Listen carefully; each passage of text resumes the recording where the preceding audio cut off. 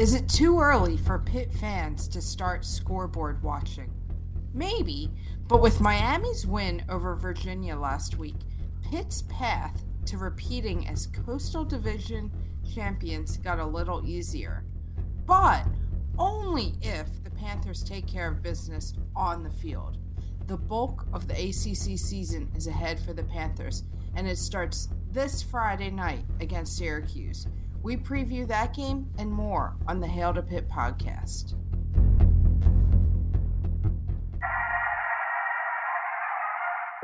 What was your message about finishing it in these final 30 minutes? Well, it happened in West Virginia where we knocked off number 2. It happened in South Carolina, and it's happening in Pittsburgh today. Our guys had a lot of guts tonight. We're just going to keep getting better. I mean, that's what it is. One hell of a game that you will never, ever forget. We shocked the world. Hail to Pitt. Hail to Pitt. This is the week of October 19th, and this is the Hail to Pitt podcast. I'm Alan. I'm Vince. And I'm Pam. The Pitt Panthers had the week off and are ready to get back at it in the ACC Coastal Division, and all they have to do is win the rest of their games. It's going to be so easy. Starting in Syracuse, New York, under the lightened up.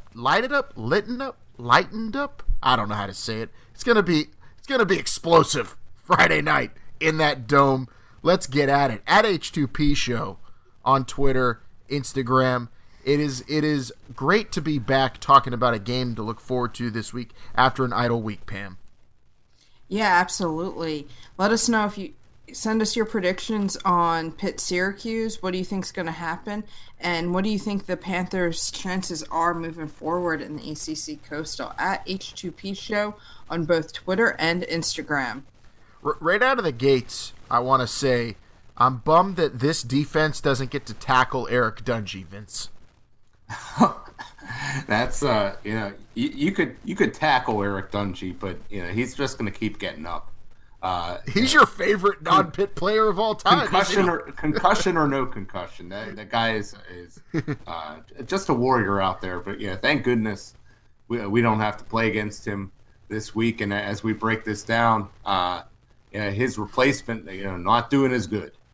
No, not at all. But still, Syracuse dangerous, and we're expecting another barn burner between the Orange and the Panthers. Just a quick reminder, we are brought to you by Pretty Easy Podcasts. Go to prettyeasypodcasts.com if you'd like to get a show started today and have your own personal producer. If you want someone to take all that production load off your back so you can just talk into a microphone and focus on creating a great show, go to Pretty Easy Podcasts and they'll help you out, just like they help us out each and every single week here on the Hail to Pitt podcast. That's prettyeasypodcasts.com. I'm kind of gonna just be honest, Pam. I'm up in Connecticut this week.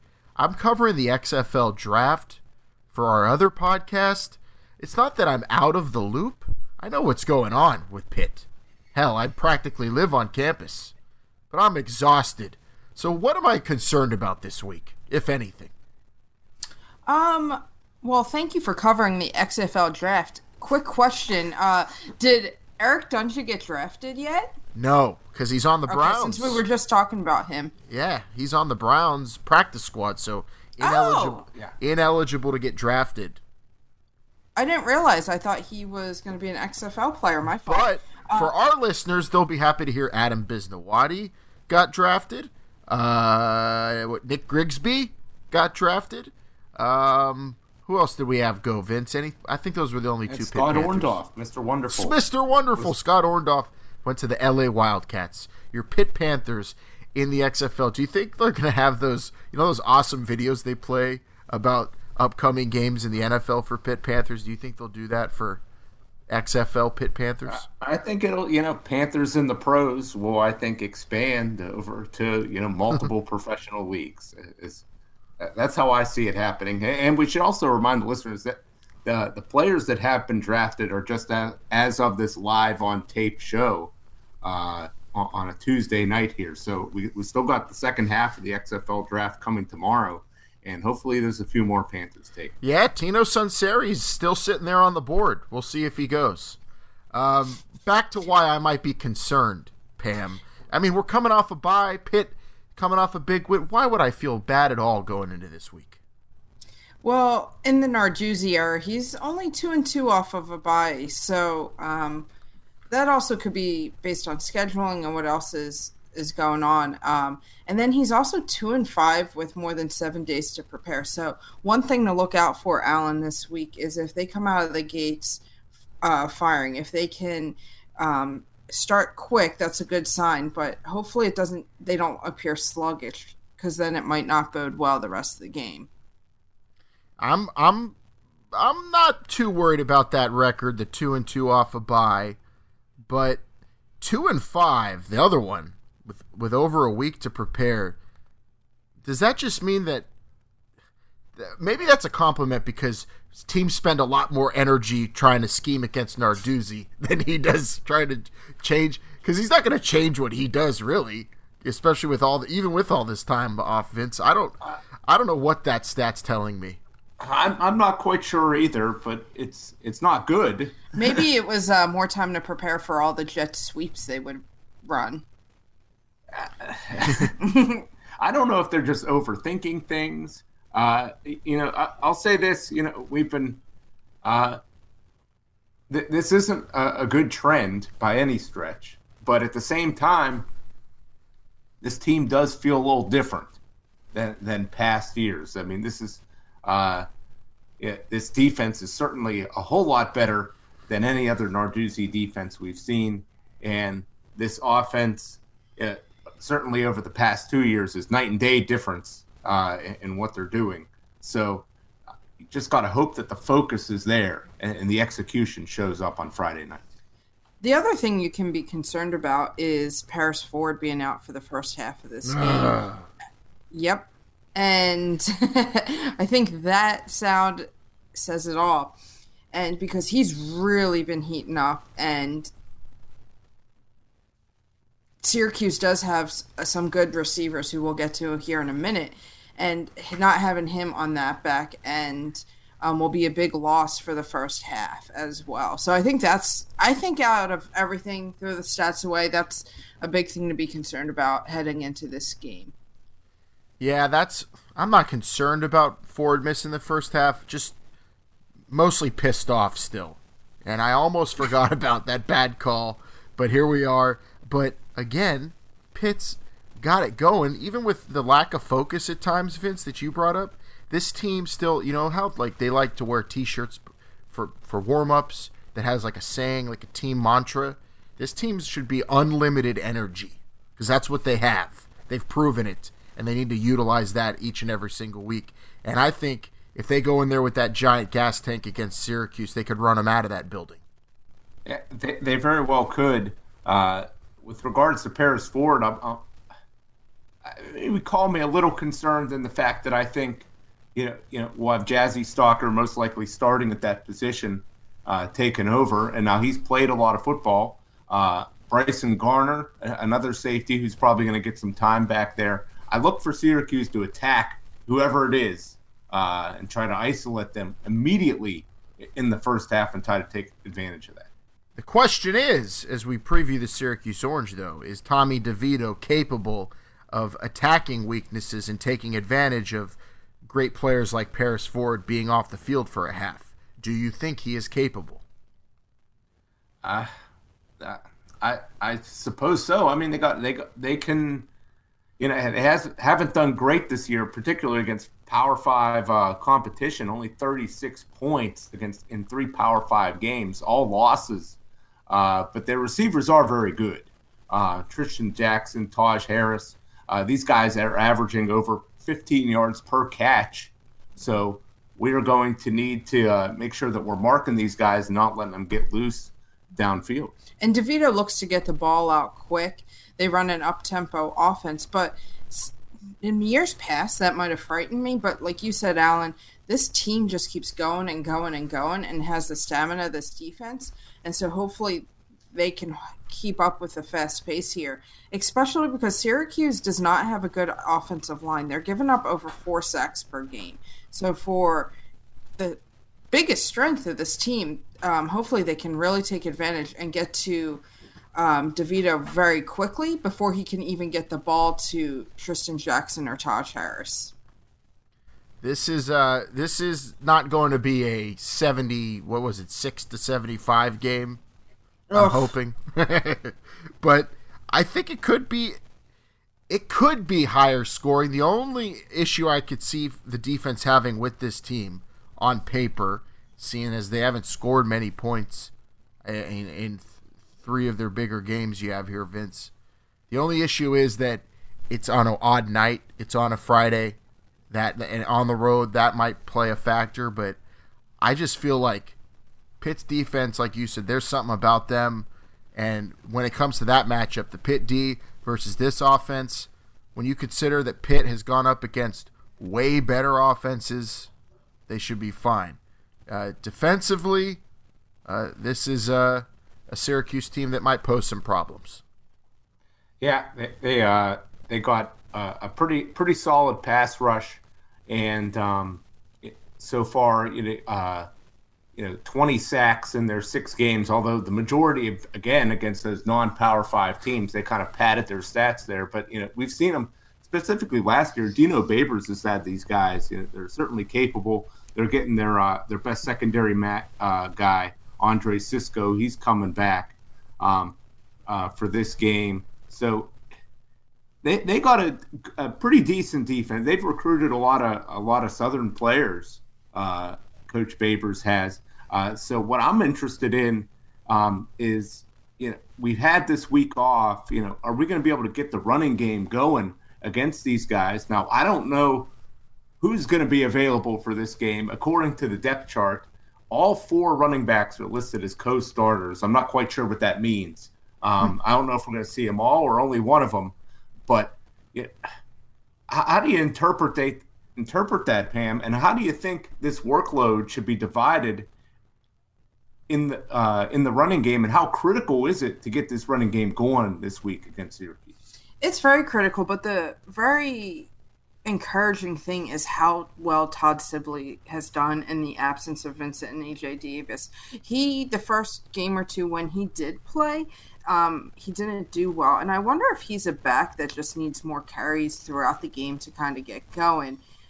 But if Vincent and AJ Davis are going to get back, that's definitely going to cut into his carries there. But I think you have to go back to Vincent and AJ Davis because they're a lot more explosive runners, and especially Vincent is the quickest running back in this group. I would make sure those guys get carries and work in Sibley for more of the power runs. And like you've talked about in previous weeks, Alan, how Sibley can just fall forward and run forward and get a few yards as well. So I think it'll be interesting if everyone's healthy. I think Malik Carter is the guy that's not going to get any carries as a traditional running back, which he had to be used as in the Duke game at times. But you got to figure out how to get him involved, right? Because he earned it last game. Right, but as a straight lineup behind the quarterback and run, I don't think he's going to be used if everyone's healthy. I'm interested to see how they utilize Malik now that you probably have some guys back in the fold again, and if Whipple will get maybe more creative in how they get him the ball. Question about Sibley, Pam. I think he's fallen forward enough and gotten the carries to get his confidence back and look good enough.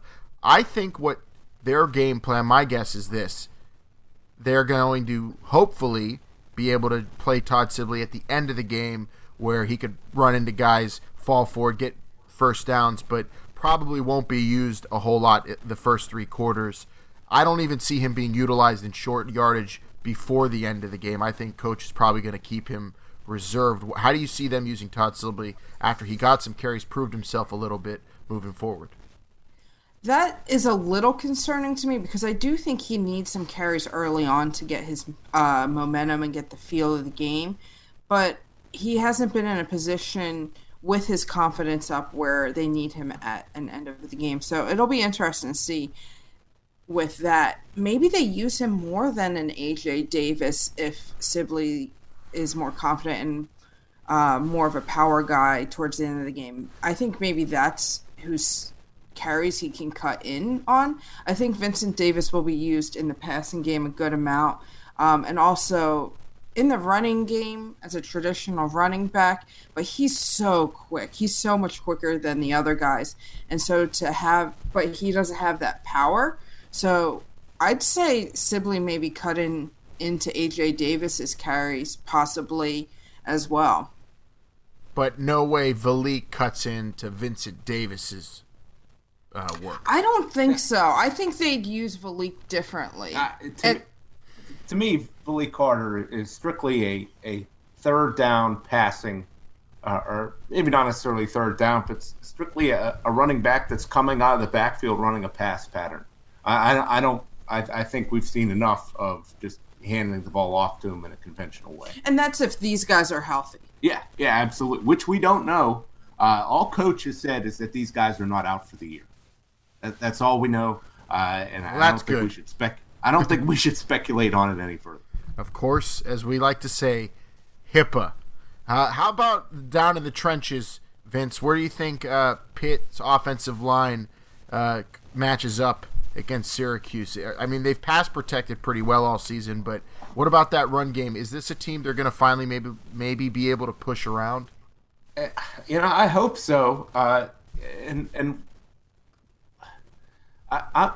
To me, if you're running the ball out of the shotgun as much as Pitt has this year, I think you are kind of setting yourself up for failure a little bit because it takes those running plays a while to get going. Now, maybe with our week off, the blocking is going to improve. I certainly hope so. Syracuse's defensive line still is decent as far as I'm concerned. Probably the strength of their defense. But they're a pass rushing style unit, aren't they? I would say more of that, absolutely, but still, they're going to try to get upfield and make something happen and kind of cut off those runs. So we could try to pound them up the middle, but that hasn't really been our MO so far. I have a real daytime argument, cable sports channel question for you, Pam. Dino Babers. If you were, I don't know, ranking or taking Coastal coaches to be on your staff, where does he stack up to Pat Narduzzi and everyone else in the conference? Well, a little correction there. He's actually in the Atlantic Division, correct? That's true. Yes, we're talking about Atlanta. Yeah, we're crossing streams here in the ACC. Yeah, because this is a crossover game, but it's the crossover game that Pitt plays every year. How does he rank? Yeah, and I'm going to look at the ACC as a whole. I'm a big Dino Babers fan. I just think he's having a down year transition without Eric Dungy, who was his staple there. You got Dabo. I'm David Cutcliffe fan. I think he's definitely up there as a coach. Narduzzi. Bronco Mendenhall's up there. Narduzzi, we all have had some mixed feelings about him, but he's definitely up there. I wouldn't put Dino Babers, obviously not above Dabo, obviously, in my opinion, not above David Cutcliffe. And then I put Bronco Mendenhall up there, Narduzzi. I'd say Dino Babers as a conference as a whole is probably like 6 or 7 around there off the top of my head. That low? Yeah, but I think he's a very good coach. Okay. Would you say he's better than Narduzzi? Who are you arguing with on that list? I'm not arguing. I'm not arguing. That's what those stupid questions are for. I just like getting people's stance on Dino Babers. I feel like he is like Pat Narduzzi in that he's kind of a polarizing coach within the conference. And Dino Babers, Vince and I off pod have talked about this recently. There are very few college football coaches I actually like, I've learned over the past year or so. And Dino Babers is one of them. As far as I know, I got to maybe do some more research. But as of right now, he's actually someone I like. So he is a little divisive. But the fact that Syracuse football is relevant and what he has done with that program has been incredible. Yeah, he has, brought him back from the abyss, so to speak. An excellent year last year. Some may say it was padded by some soft non-conference scheduling, but such is life in NCAA.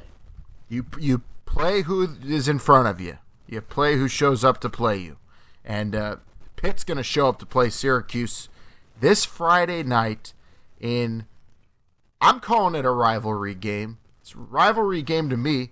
Feels horrible when Pitt loses to this team, which is, thank God, very rare, Vince. What's the current record right now?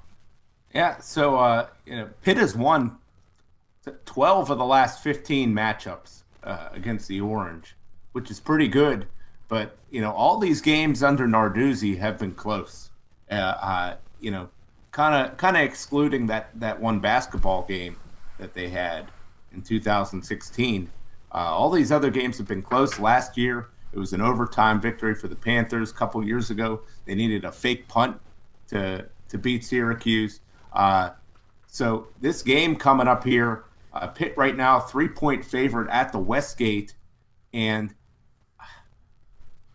I think with us talking here, we feel like Pitt should be a much bigger favorite than this. But when you look at how close these games have been, I think that's something you got to respect and you got to consider.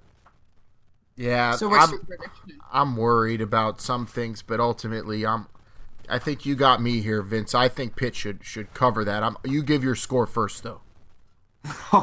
I think the Pitt defense is going to play very well in this game, but the offense, this is going to go one of two ways. Either going to come out like really crisp and fired up because they've had a lot of good practice and they're fresh, or it may take them a little while to get back into the swing of things here. I'm a little concerned about that, and that's why I'm gonna pick Pitt to win this game, and I'm gonna say it's gonna be a 24 to. I'm gonna say it's gonna be a 24-20 score. Wow. Oh, So just covers. Barely covering. I'm going to go a little bit lower score. I think the defense is going to continue to get turnovers like they did in that Duke game. I'm going to go 20-10 here. I think it is going to be relatively low scoring, but I just think Syracuse's offense isn't going to be able to handle Pitt's defense, and I don't think the Pitt's offense is going to look that great because I do think they need to gain some momentum after the bye week. So I'm going to go 20-10 here, Pitt. All right. They make sense to me, but here's how I see it now. Moving forward, second half of the year, trying to run this gauntlet, what we know so far. I think Pitt's defense can play great. I think Pitt's offense in this game can score a lot of points. But I also know that Pitt can't get out of their own way. So yeah, I think I'm more actually interested in how many penalties Narduzzi's team racks up. That's the number that we should be most concerned with. But knowing that Pitt's going to just somehow figure out how to keep this thing close, even though they probably should win it handily, I got Pitt winning 20-19. 1 point win. Oh, my goodness. It's going to be Heart Attack City on a Friday night. But good thing it's a Friday night, which is going to be great because after the game we could all go out down wherever, or your favorite watering hole, and toss a few back and hail to Pitt all night long. I hope you're right, Alan. I hope all three of us are right. This is a critical game. I think this is one of the trickier games left on the schedule that may feature Pitt being favored in all 6 of these remaining games, but it's going to start with this one Friday night. And at the beginning of the year, this is a game that I had pinned them to lose because I thought Syracuse was going to be better this year than they are. Pitt could end up being the first team ever to be in a game that's dubbed even by Vegas all season, the rest of the season. 5 games after this. Well, no, I guess Georgia Tech's still out there, right? Yeah, and Boston College just lost their quarterback. Pitt's going to be favored in at least 2 more, Vince. Don't sell them short. I said they may be favored in all of them, but it's possible. They may be favored in every single one of these games coming up. this one, this is going to be a challenge, even though I don't think it should be, but something tells me it's going to be close. Yep. Well, enjoy it Friday night. Hail to Pitt all night long after Pitt beats Syracuse, hopefully, and go on into the weekend. And then after this, of course, next week is, I believe, the U. Pam, are you? I'm like so not ready. I mean, this XFL draft killing me. I'm exhausted, but we're gonna need full energy for Miami week. Yeah, and it's been announced it's a noon kickoff. We haven't had one this year. We've had an 11 a.m., but not a noon. So we got the noon kickoff. Actually, that's a. Well, Vince could correct you. It's a big noon kickoff. Yeah. Oh God. Big noon. Although it's not the actual big noon kickoff, because it's not the actual big noon on Fox. It's it'll be a big noon kickoff here in the Steel City and playing Miami on October 25th. Would you say big noon kickoff's the best gimmick since talking like Coach O, Pam, in college football? I don't like the big noon show, so I'm a bad person to. I'm not a huge Coach O fan either, but I do like the Coach O impressions. I've heard you do Coach O impressions. Don't you pretend. I like it. I do like him. I'm not a Coach O fan. Let me put it that way. Well, we're not on the rest of college football yet, but I have a bet we'll make maybe later on in the show. Okay. Vince, what about this basketball commit before we move on? Yeah. Coach Capel picking up a basketball commit for the class of 2020, Max Adassam. Did I pronounce that right? Ahmad Assam? Ahmad Assam. Madison. We're probably saying it wrong. But either way, 6'10", about 240 pounds, a center out of Christ Our Savior Lutheran in Brooklyn, New York. It's good to see Pitt hitting that New York City market again. 3 stars by Rivals.com for whatever that's worth. This kid had offers from St. John's, UMass, Penn State, St. Louis, Rhode Island, Old Dominion. He's coming to the Panthers. I look at this as a raw prospect with some excellent athletic ability, but size, which they desperately need. And Pam, this is somebody who I look at from the little I've seen of him, somebody that's got ACC level athletic ability. And for me, they got to build up a core of players who are not liabilities out there who could actually hang at an ACC level, even though they're role players. Yeah, and at 6'10", that's definitely some height. The center position for Pitt over the past 5, 6, 7 years. What center position? Exactly. There's been no center position. So Gary McGee, is he the last decent center? Maybe. I don't know if I'd say that, but yeah. So to have a athletic center come for the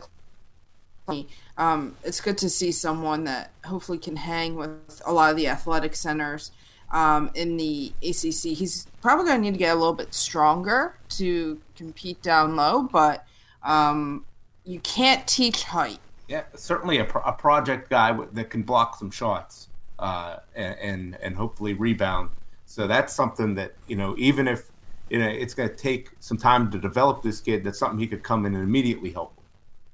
And, this is pretty much being declared the biggest signing so far by Capel in terms of notoriety and the physical form of this human being that they're bringing in, 6'10", 230, and with some training and some teaching that could turn this young man, Max Madison, I'm going to say a Madison, into a beast at Pitt. And more good news under Jeff Capel, which when you're at where Pitt's at right now basketball-wise, the best news about your team comes in the recruiting realm because that's where the hope lies. And there's a ton of hope with players like this, 6'10", Max Madison, of course Noah Collier, we've talked about before as well. Pitt doing some things, getting ready. And we're going to have some basketball previews coming up, Pam. Yeah, I'm doing some research, getting those ready to go for us later this month or early November, because the season's right around the corner, and we'll have special men and women's basketball previews this year on the Hail to Pitt podcast. So we'll dive deeper in both the teams, look at their strengths and weaknesses, and how both teams can kind of improve their position from last year in the ACC, if that's possible for either one of those programs, and a look around the ACC in both men and women's basketball. And I know we're about to get into what the Yinzers are saying, Vince, but what the students are saying about last week's, what was it, the blue and gold midnight whatever at the Pete. I asked once a fellow classmate how it was, and he said it was lit like as if Narduzzi just beat Miami, and the cathedral was all shining bright. He said it was totally awesome, and Wiz Khalifa was very respectable to everyone's ears and didn't cuss too much. That's all you can hope for. Everyone came out for that too. James Conner, Ryan Shazier, a bunch of local Pittsburgh legends were there. Yeah, it was lit like the cathedral, and hopefully the Pete is all season long. But Pitt football still on everyone's mind, still who everyone's talking about, still the best football team in town if you ask me, Vince. You want to go around town, see what they're talking about when it comes to Narduzzi's squad? I'm curious. I'm really curious to hear what people are saying for this big Friday night game.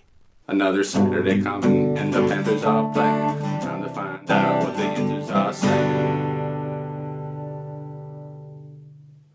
I can't believe they're playing a Pitt game on a Friday night. Who scheduled that? Steve Peterson? Yeah, I was going to go to the TJ game in that. Yeah, I know. I mean, I sell my tickets for Friday to Wolverine now because I got to go watch this. It's a big game. You know, they got to win the whole way through, and they win the whole division and probably end up beating Clemson in that. Yeah, Woody High, they were playing Moon. That was going to be a big game. I was going to pick going to that over, maybe even Stowe Rocks or Central. Oh, that'd be a good one, but I don't know. It's Pitt Syracuse, going to see Woody High play Moon. It'd be nice, but this is a big game. But ultimately, I'd rather go down to Keysport. Hail to Pitt. What the Yinzers are saying. So that's what the Yinzers are saying. Big Friday night of football, both in the area and up in Syracuse, New York for the Panthers. Last week was a huge week for college football around the nation. This week, maybe not quite as big, but still some big matchups and some matchups that those of us here in Pittsburgh ought to be very, very focused on, Alan. Oh, college football. Don't you dare think just because last week's over and the games aren't as gigantic this week that we slow down, because when it comes to ACC football, the heat is on. The Virginia Cavaliers, oh my goodness, Duke Blue Devils, do us a favor, plus 3.5 on the road. We could be right in the driver's seat here pretty soon, Pam. Yeah, I alluded it in the opening of the show, but Virginia lost to Miami last Friday night, and so if Duke can win this, then Pitt controls its own destiny then. That's right. I just want to make sure that was a dramatic pause, but I wanted to make sure I was right there. Duke's a 3.5-point underdog at Virginia. Duke, I think, by everyone's standards, has looked a little bit better than everyone thought, and Virginia has come back down to earth here. I think the Blue Devils can do it. I think they're gonna lose, but I think it's gonna be extremely close.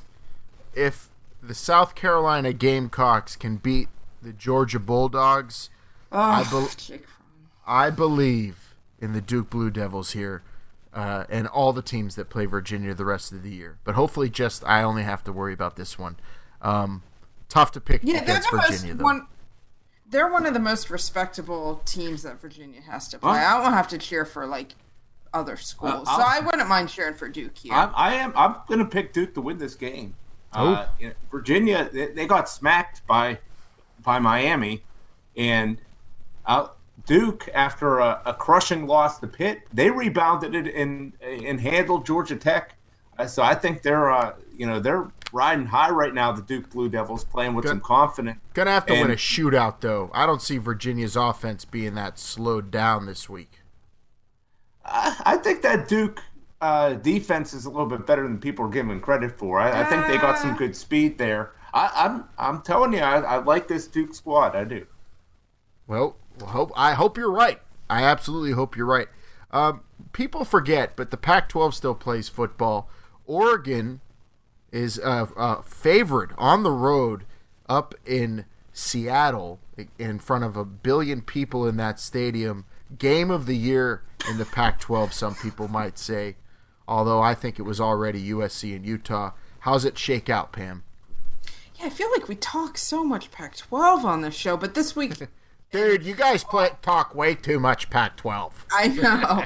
In all honesty, the Pac-12 does have the best games this week, in my opinion. Oregon, Washington, I think Oregon's going to smoke them here. I think Oregon... Really? Yeah, It's legal to do that in Washington, too, so... I think Oregon's going to win, and I think they're going to win by more than 3. They're going to cover, and I think Washington isn't that great. And Oregon, maybe they're not going to be in contention for the playoff, but they can still get a New Year's Six Bowl easily. They can still win the Pac-12. They can still win the Pac-12 as well, yeah. Who here laughed at people's faces if you even encountered them, when they said that Jacob Eason could be a Heisman candidate? Or Jacob Eastman is going to be drafted higher than Jake Fromm, potentially, too. That could happen still, just so you know. Bigger arm. That's a whole different ball game. Jake Fromm's a big disappointment to a lot of people right now. I don't want to kick him while he's down. So let's move on from that great Pac-12 game. I'm picking Oregon, by the way. Big upset on the road, even though they're favored. Vince? You like Washington, don't you? You've liked them all year. Something about, Washington seems to always beat Oregon. I don't know. Chris Peterson needs this win badly because he's getting killed on Husky Twitter. I read that sometimes. They do not like their coach right now.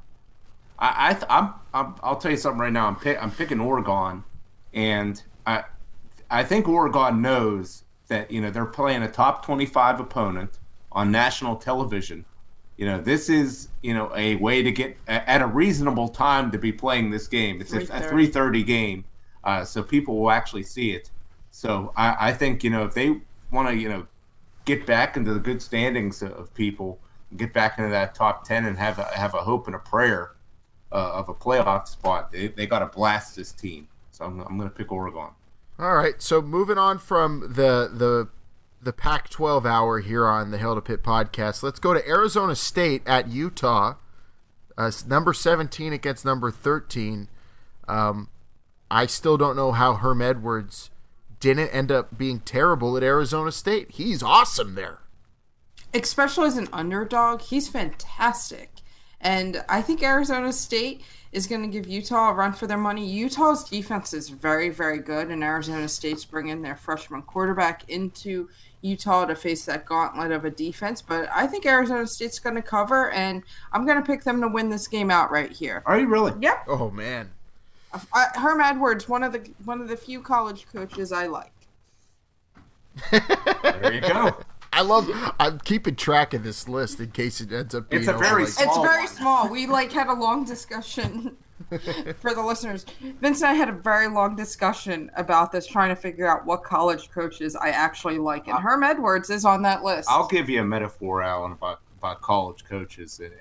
And Pam really understands what I'm talking about here, is that if you keep turning over rocks, eventually you're going to find some snakes. Yeah, and that's kind of what happens. But Herm Edwards is doing good things at Arizona State. He's got a well disciplined and coached team that is ready to get up early and take on this Utah team. I don't know if I'm going to quite say that they're going to beat them.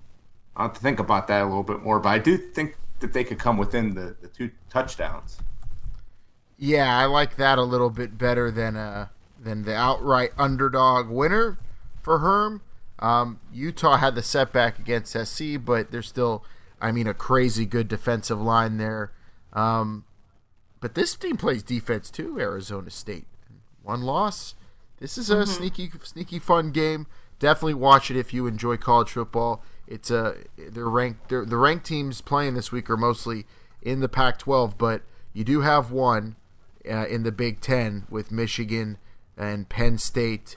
I wish I could rely on that khaki-wearing dork to win this game, but I don't think it's happening. Penn State at home, they have this controversy with the T-shirts and the letters, but I feel like they're banding together as a team, number 7 in the country, and maybe this is the game that gets Jim Harbaugh fired. Yeah, I think Penn State's going to win, more so because Harbaugh's awful on the road against ranked teams. Yeah, so I think Penn State's going to win this game here. I watched that whole entire Penn State-Iowa game, which was quite boring. But Iowa's defense is good, but if I was a Penn State fan to make a big push, I'd be really concerned about Penn State's offense. They have a very good defense, but their offense is not good. But I do think they're going to beat Michigan here. You talk about that stat about Michigan, Harbaugh not being able to beat a ranked team on the road. James Franklin's record against Michigan, Michigan State, and Ohio State's also very poor. So something's got to give here. But Michigan is just, I think, we're all going to look back on, some of those worthless preseason polls and say, this was one of the most overhyped teams. Their defense lost a lot from last year, just not quite what they were. And Shea Patterson, transferring up from the SEC, just not delivering the mail. Not at all. And unfortunately for Jim Harbaugh, it might mean his job. I'm serious. I think that's coming to an end soon. You think?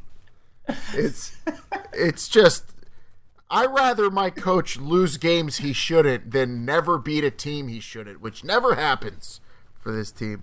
Real quick bonus. Think Clemson falls a week after Georgia fell, Pam? Can Louisville do it at home? No. Okay. Not All after right. that wild game against Wake Forest. Yeah. Oh, yeah, I watched a lot of college football on Saturday, and let me tell you, the Louisville-Wake Forest game was so long, but no, Clemson's not going to fall. Their offense needs to get a little bit more on track, but Clemson's going to beat Louisville. All right, and as we wind down here, we're less than a month away from Alabama LSU. If LSU wins that game, Pam, will you do a Coach O impression on the show? No, because I think they might actually do it. They might actually win, so I don't want to commit to this.